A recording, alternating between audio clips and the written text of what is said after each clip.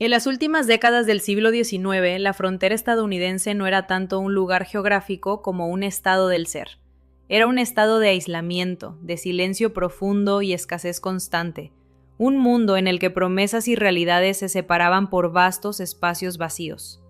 En esa dura existencia, la ley solía ser apenas un eco lejano, y el verdadero valor de un hombre se medía por su firmeza inquebrantable, a veces respaldada por el arma que colgaba de su cadera. Nuestra historia se desarrolla en las altas llanuras del territorio de Wyoming, en 1887. Una sequía implacable había apretado la tierra en sus tenazas. Los arroyos, antes caudalosos y confiables, se habían reducido a hilos turbios y apenas visibles. La hierba, que alimentaba al ganado y a los vaqueros, se volvió quebradiza y escasa, descolorida hasta adquirir el tono del polvo. En este escenario reseco, un drama se desplegaba lentamente, no con el estruendo de los disparos, sino con el suspiro desesperado de una manada que moría. En el centro de la narrativa se encuentra Jebaro, un modesto rancho con apenas unos cientos de cabezas de ganado. Su propietaria, Eleanor Lefort, había heredado la propiedad solo 2 años atrás. No era nativa de la frontera por nacimiento, pero lo era por circunstancia, algo que los habitantes del cercano pueblo de Iron Creek comentaban con distintos grados de lástima y escepticismo. Su lucha era la de cualquier pequeño terrateniente en aquella estación seca, sobrevivir bajo un cielo que se contraía y una tierra que se agostaba, pero su batalla se agravaba por otra presión, más humana. Iron Creek existía por una sola razón, el comercio ganadero, y ese comercio, durante toda una generación, se había regido por normas no escritas de pastoreo libre. Pero entonces llegaron los ferrocarriles y cambiaron el orden establecido. La Frontier Cattle Company, una corporación respaldada por Capital del Este y por guardias privados, comenzó a comprar, arrendar o en ocasiones simplemente apropiarse de las mejores fuentes de agua y pastos. Para los pequeños rancheros y colonos, el futuro se reducía como los arroyos que se secaban. El agente de la compañía en Iron Creek era un hombre llamado Harlan Stock. No blandía un revólver, su arma eran los contratos y los planos topográficos. Su poder residía en sus libros contables y en la presencia callada pero imponente de los hombres que lo acompañaban. Entre ellos estaba Silas Rourke. Para los pocos en Iron Creek que conocían su nombre, era simplemente un pistolero contratado por Lefort. Su reputación era un susurro tejido de fragmentos, una balacera en Abilene años atrás, un breve periodo como Marshal territorial que terminó abruptamente, y una habilidad que lo hacía valioso para quienes necesitaban protección en tierra sin ley. Era un hombre definido por otros por el revólver en su cadera, pero en su esencia se definía por su trabajo. Reparaba lo que estaba roto, patrullaba la frontera, vigilaba el horizonte con ojos atentos. Rourke llegó a Jebaro no en busca de gloria ni confrontación, sino de silencio y distancia de su propio pasado. Eleanor Lefort le ofreció un salario justo y, más importante aún, ninguna pregunta. Su acuerdo se basaba en una necesidad mutua. Él era un factor disuasorio, una variable conocida en la ecuación de riesgo que gente como Harlan Stock comprendía. Ella le daba refugio y un propósito, por ahora anclado en una transacción simple y honesta. El rancho de los Larsen perdió otra docena de cabezas ese día, probablemente por sed. Su arroyo se había secado. El arroyo de Jebaro aún resistía. Stock había estado ese día en la tienda general. Ofreció comprar los derechos de agua. Dijo que era una propuesta de consolidación, que sería más fácil que ver morir lentamente al ganado. Cuando le preguntaron qué le respondió, Eleanor dijo que Jebaro no estaba en venta. Él solo sonrió y replicó: «Las circunstancias suelen cambiar las opiniones». Ese era el verdadero conflicto de esta frontera. No un duelo rápido, sino una presión lenta y agotadora. No un bandido, sino una corporación. Para Silas Rourke, acostumbrado a enemigos claros y decisiones definitivas, esta nueva guerra de desgaste era un campo de batalla desconocido. Su revólver era inútil contra la sequía, era inútil contra una cláusula contractual. Eleanor notaba que él rara vez hablaba de su pasado, pero observaba el reloj que llevaba, fino, delicado, que no marcaba el tiempo según el sol, sino otro tipo de tiempo. Un reloj de bolsillo, una reliquia de otra vida, el latido de un pasado que Silas cargaba, pero no compartía. Su constante tic-tac era un metrónomo personal, una medida distinta al ritmo de los relojes fronterizos. La crisis se profundizó, pero no por obra de la compañía. Una tormenta seca y fuerte provocó un incendio en la pradera oriental. Silas y Eleanor pasaron una noche aterradora, luchando contra las llamas con sacos mojados y pura fuerza de voluntad. No eran héroe y dama en apuros, sino dos aliados en una lucha primaria. Cubiertos de hollín y exhaustos, recibieron el amanecer sobre un pastizal chamuscado, pero salvado. «Lo salvamos, nos hemos lanado otra semana, tal vez», dijo Eleanor. Al día siguiente llegó un jinete. Era Tom Larsen, vecino de Eleanor, con ojos hundidos por la derrota. «Eleanor, se acabó. Mi ganado ha desaparecido. El arroyo es polvo. Esta mañana vino un hombre de stock con una nueva oferta, 1/3 de lo que valía la tierra la primavera pasada». Eleanor intentó replicar, pero Tom respondió: «¿Qué opción tengo? ¿Ver morir de hambre a mi familia? Él lleva la ley en el bolsillo, Eleanor». Silas simplemente asintió. Todo había terminado. La trama social de los pastizales se deshacía. Uno a uno los pequeños propietarios caían, no por bandidos, sino por la fría mecánica de palancas y desesperación. Jebaro se volvía una isla, y Silas Rourke, con todo su oficio, debía enfrentar una verdad dolorosa. Las herramientas que forjaron su leyenda ya no servían. La pregunta ya no era si podría proteger el rancho, sino cómo y en qué se convertiría en el proceso. El revólver que hizo famoso a Silas Rourke pesaba en su cadera como símbolo de una era que se extinguía. Las verdaderas armas de este nuevo mundo eran la paciencia, la presión y el papel. Mientras la oscuridad se cernía sobre Jebaro, surgía una prueba más compleja: ¿cómo luchar contra una sombra? Y cuando llegara el momento de actuar, ¿qué elegiría? ¿El pistolero o el hombre en quien había empezado a convertirse en silencio? El fuego fue domado, y sobre la tierra chamuscada quedó una línea clara, pero en el mundo implacable de la frontera, la victoria siempre era temporal. Para Silas Rourke y Eleanor Lefort, el pastizal que lograron salvar tenía su precio. Los ya escasos terrenos de pastoreo se redujeron ahora a unas pocas hectáreas. La sequía, como un tornillo implacable, seguía apretando, y el silencio que venía del norte, del puesto avanzado de la Frontier Cattle Company, se volvía más profundo y ominoso. La estrategia de Harlan Stock consistía en una presión sistemática y metódica. Aquí se movía una línea de alambre, allá se desviaba un arroyo, se presentaban demandas legales por nimiedades. Era una guerra de papeles y percepciones, diseñada para convencer al adversario de que la resistencia no solo era inútil, sino irracional. Para alguien como Silas, cuyo mundo solía definirse por la claridad de la mira y la certeza moral, esa zona gris era una especie particular de desierto. La familia Mellor abandonó sus tierras antes del amanecer. Empacaron lo que pudieron en una carreta. Stock había comprado su hipoteca al banco de Cheyenne y había embargado la propiedad. ¿Sabes usarlo?, preguntó Eleanor, señalando el rifle. «Mi padre me enseñó a cazar para comer», respondió Silas. «Esto no es cazar», replicó ella. «Lo sé», asintió él. La frontera, como un crisol, revelaba la esencia de las personas. Eleanor Lefort mostraba su verdadera naturaleza, no una dama, sino una defensora tenaz. Silas, el pistolero a sueldo, descubría que su papel cambiaba. Ya no era solo un escudo, se volvía consejero. La dinámica de la supervivencia los obligaba a una alianza de iguales. La presión tomó un giro más siniestro. Una mañana encontraron 3 de sus mejores toros muertos junto al arroyo debilitado. No por sed, sino por disparos de rifle. Los animales fueron dejados a pudrirse, un mensaje cruel y derrochador. Era el primer acto abierto de violencia, pero cobarde, anónimo, dirigido contra su medio de subsistencia en plena noche. Calibre 44-40. «Como la mitad de los rifles del territorio», comentó Silas. «Es la respuesta de Stock. Ya no quieren secarnos, quieren asustarnos», concluyó Eleanor. «Era una escalada, pero aún en las sombras».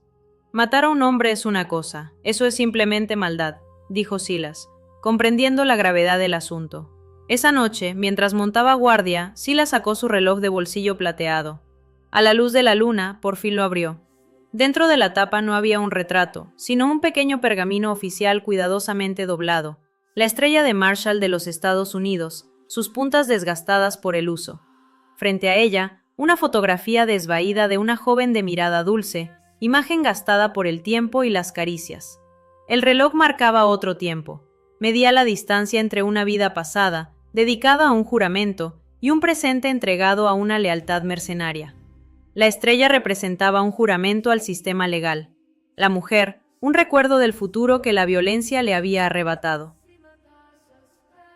Era el ancla de Silas Rourke, la carga que llevaba. No era un motivo para más violencia, sino un monumento al precio que ya había pagado. Un jinete se acercó en pleno día. No era de la compañía, sino Isaac, un viejo arápao, que a veces comerciaba con Eleanor. Traía noticias y una advertencia. La gran compañía perforaba las tierras del Cañón, a 2 días de viaje al norte, donde antaño corría un río ancestral. Buscaban agua profunda, la que está bajo la roca. Si la encontraban tenderían tuberías, y su arroyo se convertiría en un recuerdo. Estaban perforando en busca de agua artesiana. Se apropiaban de lo que estaba bajo todo, para ellos solos. Ese era su camino. Esta revelación lo cambió todo. La presión de Stock no se limitaba a apropiarse de tierras o intimidar. Era una maniobra calculada para controlar la única línea de salvación que quedaba en toda la región. Las disputas legales, las hipotecas compradas, el ganado asesinado, todo eran tácticas para limpiar el tablero antes de revelar su ventaja definitiva e imparable, el monopolio del agua misma. El conflicto ya no era por pastizales o límites de propiedad, era por el elemento mismo de la vida. Harlan Stock no era solo un hombre de negocios, aspiraba a ser un soberano, y en ese reino, el agua era la moneda y la sed la ley. La complejidad moral se profundizaba. ¿Podrían las viejas reglas del honor, del duelo, del enfrentamiento individual resistir una amenaza tan sistémica e ingenieril? ¿Es su tierra o la tierra que reclaman?, preguntó Eleanor. Si te atrapan, advirtió. Lo sé, respondió Silas. Entonces toma esto, dijo ella, entregándole un catalejo y el reloj. Uno para ver con claridad la amenaza futura, el otro como vínculo con un pasado complejo. Mientras Silas se preparaba para cabalgar al corazón del creciente dominio de la compañía, no iba armado solo con su colt. Llevaba la carga de la confianza de una mujer y el fantasma de sus propios juramentos. Su viaje al norte fue un montaje visual de una tierra en transformación. Los pastizales exuberantes, controlados por la compañía, con ganado bien alimentado, daban paso a la hermosa pero severa erosión de las tierras del Cañón. El sonido cambiaba, del viento y los pájaros al distante tum tum tum, industrial de un taladro a vapor. Desde una alta cresta alzó el catalejo. Abajo, en el fondo del cañón, bullía la actividad. Una torre de perforación, tuberías, una compañía de guardias bien armados y un flujo de agua preciosa que ya comenzaba a llenar un enorme estanque cercado y vigilado. Pero vio algo más. A través del vidrio observó al propio Harlan Stock, impecablemente vestido, supervisando la operación. Y junto a él, conversando con familiaridad, estaba un hombre que Silas conocía, un Marshal de los Estados Unidos en ese territorio, con su placa visible. Compartían un cigarro, su risa era audible incluso a distancia. La corrupción no era local, estaba tejida en la propia trama de la ley que debía contenerla. Esta revelación, como un golpe repentino, conmovió profundamente a Silas. El sistema al que una vez había servido con lealtad no solo era ineficaz, sino cómplice activo de ilegalidades. La estrella en su reloj, antes símbolo de sus principios, ahora parecía fría e inerte, reflejando la desolación de su alma.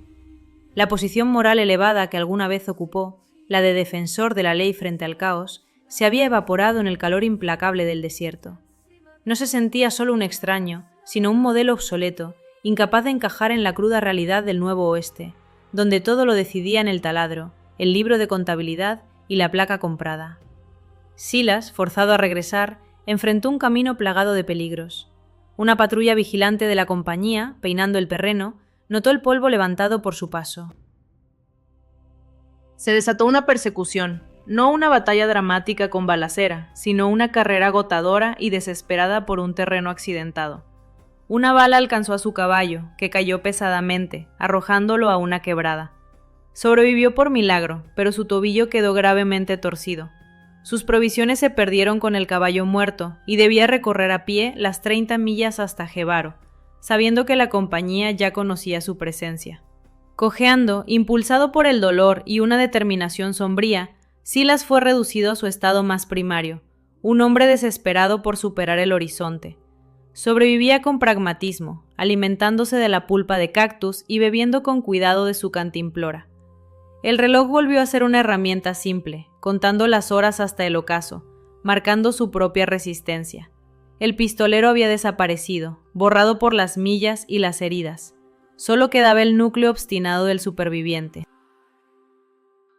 Cada paso doloroso era una meditación sobre lo que había visto, la magnitud de la operación, la complicidad del poder, el aislamiento absoluto de Jebaro. La pregunta ya no era si llegaría al fin, sino qué tipo de final decidiría enfrentar.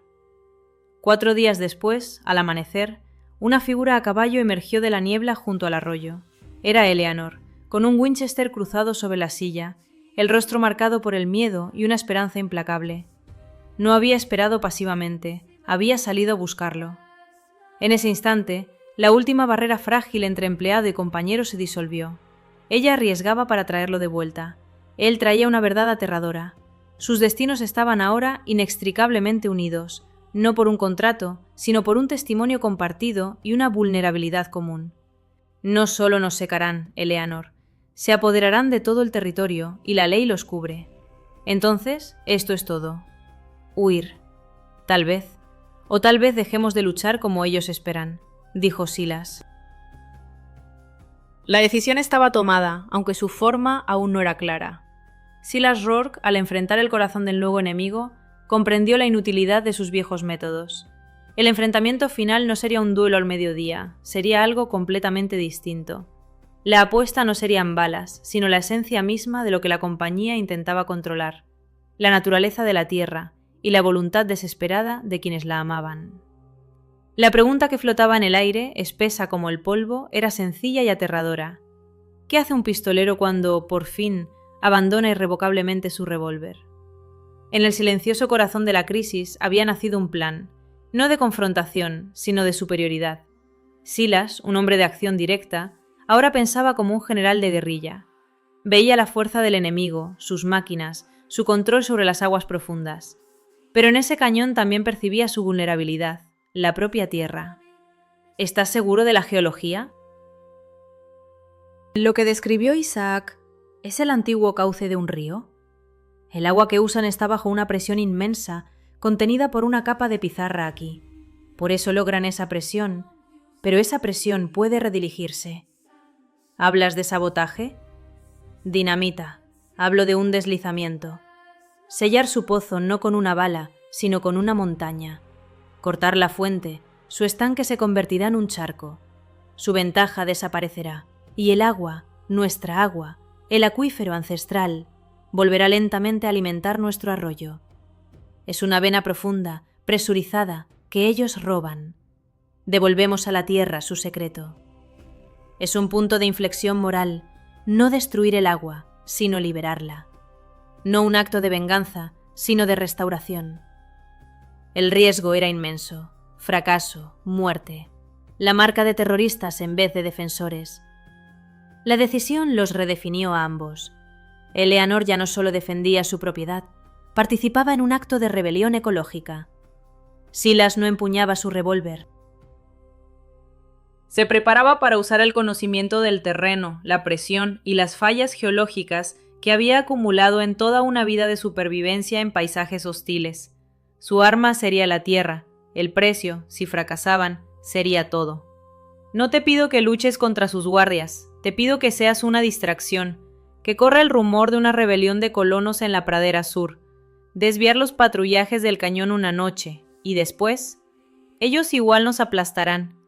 Entonces sabrás que no te fuiste simplemente, sino que los obligaste a mirarte a los ojos primero. Las consecuencias sociales de su decisión fueron un frágil y desesperado pacto. No eran soldados, sino refugiados de un sueño fronterizo quebrado.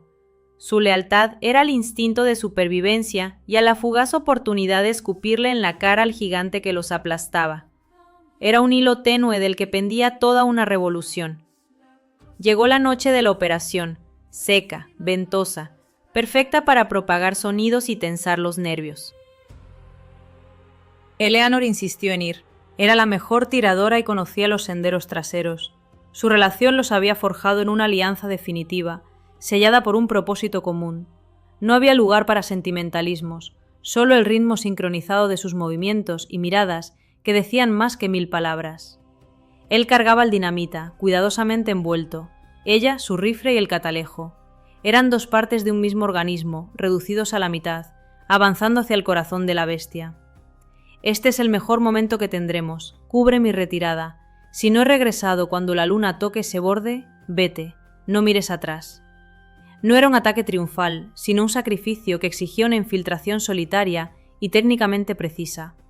El pistolero, acostumbrado al caos de los tiroteos, había cedido su lugar a un minero, un saboteador, un hombre cuya vida dependía de su profundo entendimiento de la roca y la hidrología. El único disparo que importaba en ese instante era el del detonador en su mano. Los acontecimientos se desplegaron en una tensión desgarradora, no en una acción vertiginosa. Silas escaló las laderas con cautela, evitando con destreza a los guardias restantes. Con precisión milimétrica colocó las cargas en la base de la capa de pizarra, justo sobre la tubería de acero del pozo de la compañía. Al terminar, desenrolló lentamente la mecha y comenzó su retirada. Pero el viento, ese actor incansable del escenario fronterizo, jugó su papel traicionero. Sopló con fuerza, arrancándole el sombrero de la cabeza y haciéndolo rodar ruidosamente cuesta abajo. Un guardia, alertado por el sonido, gritó. Sonó un disparo, rebotando en las rocas como un eco furioso. El plan, tan cuidadosamente urdido, chocó contra el caos impredecible de la realidad. El silencio, roto al instante, comprimió el tiempo. Ahora era una carrera implacable entre la llama y la bala. Silas, cojeando, se lanzó hacia el refugio de una saliente rocosa mientras las balas silbaban a su alrededor. No podía alcanzar la mecha. Desde arriba, Eleanor, testigo de todo, tomó una decisión al instante. Alzó su Winchester, pero no apuntó a los guardias. Su objetivo era otro, el mismo montón de dinamita. Era un disparo casi imposible en la oscuridad, a gran distancia y con viento fuerte. Respiró hondo. El mundo se redujo a un punto en su mira. El recuerdo del catalejo se fundió con la mira de su rifle. Disparó. Un chasquido seco y solitario resonó por el cañón. Por un latido suspendido reinó el silencio. Luego una chispa. No un impacto directo en la dinamita, sino un golpe en la roca cercana. Encendió la mecha con un siseo. Silas vio la chispa prenderse, se giró y con un último esfuerzo desesperado comenzó a escalar. Los guardias, desconcertados por el disparo desde una nueva dirección, dudaron. La mecha ardía como una pequeña serpiente maliciosa que corría hacia la capa de pizarra. La explosión no fue un cataclismo hollywoodense, sino un sonido profundo y resonante, como si surgiera de las entrañas de la tierra. El suelo tembló. Siguió el crujido de roca quebrándose, desmoronándose. La capa de pizarra, socavada, colapsó en un deslizamiento lento y masivo de piedras y polvo, enterrando por completo la cabeza del pozo. Las bombas, el corazón de la operación de la compañía, fueron destruidas. Era una victoria no de la violencia, sino de la física. La montaña provocada reclamaba lo suyo. La presión artificial fue silenciada, reemplazada por una nube primigenia de polvo. El reino acuático de la Frontier Cattle Company quedó reducido a escombros. En medio del caos, Silas alcanzó la cresta. Él y Eleanor no intercambiaron palabras, simplemente huyeron del lugar mientras el cañón se llenaba de gritos y relinchos aterrorizados. Cabalgaron rápido, no hacia el rancho, sino hacia las tierras baldías, desapareciendo en un paisaje que era a la vez su enemigo y su salvación. 2 semanas después, en una estación de ferrocarril más pequeña, en otro territorio, el aire seguía seco, aunque una leve humedad sugería una lluvia reciente. Silas y Eleanor estaban en el andén, vestidos con ropa sencilla y desgastada por el camino. Solo llevaban lo que pudieron cargar. Gevaro estaba perdido. hipotecado al banco, ahora sin duda controlado por los intereses de Stock. Isaac había enviado un mensaje, el caudal del arroyo había aumentado. No una inundación, sino un regreso constante. La tierra sanaba. Silas reflexionó. Demasiado tiempo he medido el tiempo de otros. ¿Qué me dirás tú ahora? Me gustaría encontrar un lugar, solo para mirar las estrellas lejanas, o quizá para ver con claridad lo que vendrá, con tiempo suficiente para construir algo que dure. El silbido profundo y prolongado del tren, como un llamado del futuro desconocido, llenó el espacio, anunciando cambios inminentes y movimiento hacia adelante. Esos dos, ya no simplemente un ranchero y un pistolero, y mucho menos conspiradores, aparecían ahora ante nosotros como verdaderos compañeros, unidos por un destino compartido. Tomaron asiento en el vagón. El tren partió, llevándolos lejos de las llanuras infinitas, de un paisaje indiferente que, sin embargo, ya no volvería a ser el mismo. El pistolero fronterizo, cuya fama alguna vez se construyó sobre su destreza con el revólver, terminó siendo redefinido no por el estruendo de los tiroteos, sino por la fuerza de un cataclismo natural, un deslizamiento de tierra.